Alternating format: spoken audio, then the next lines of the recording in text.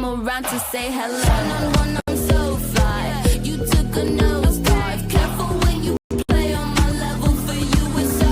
Hey, hello. Motorola Razr 50 Ultra. Flip the script. Hello, Moto. Harshvardhan Tripathi ji, we've got several reactions today from leaders of the opposition from various political parties. Ziaur Rahman Barq has said, प्रधानमंत्री, राष्ट्रपति या मुख्यमंत्री सभी को हर धर्म और हर वर्ग का सम्मान करना चाहिए और किसी एक धर्म विशेष को संदेश देने से केवल राजनीतिक लाभ मिलता है।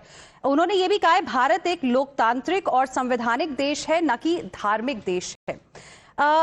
Iqbal Ansari, former litigant in Ram Janmabhoomi and Babri case, was also invited to this particular ceremony, and he was very happy in attending this ceremony. I mean, if he has forgotten what happened many years ago, why is it so difficult for the opposition to also accept the reality and move on?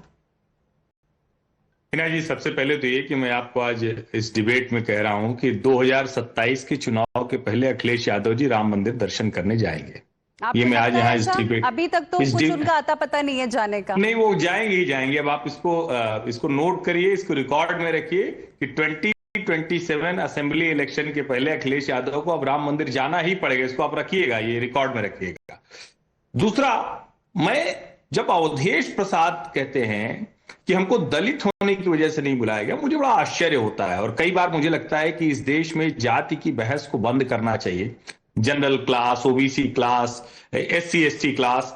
आज भारत के प्रधानमंत्री के तौर पर अच्छा है कि वहां नरेंद्र मोदी हैं, और मैं कतई नहीं मानता हूं कि वो कोई ओबीसी समाज से होने की वजह से, कोई घाची तेली जाति होने की वजह से वो प्रधानमंत्री। वो योग्य थे, कमाल के नेता है, नेतृत्व क्षमता थी, संघ ने उनको पहचाना, भाजपा ने उनको पहचाना, मुख्यमंत्री से प्रधानमंत्री।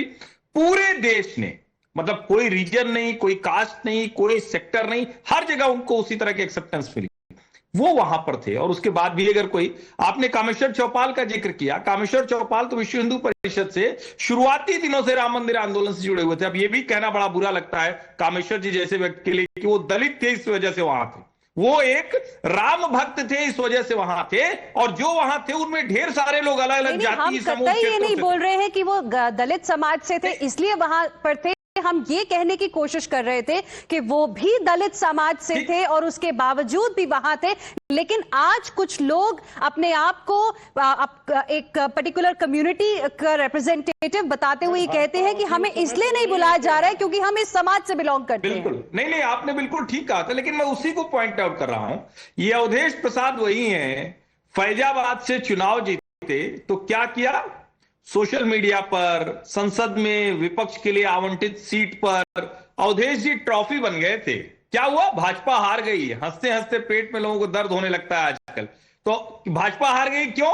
भाजपा के हारने का नहीं, राम मंदिर बनाकर भाजपा हार गई, इसको लोग पॉइंट आउट करते थे।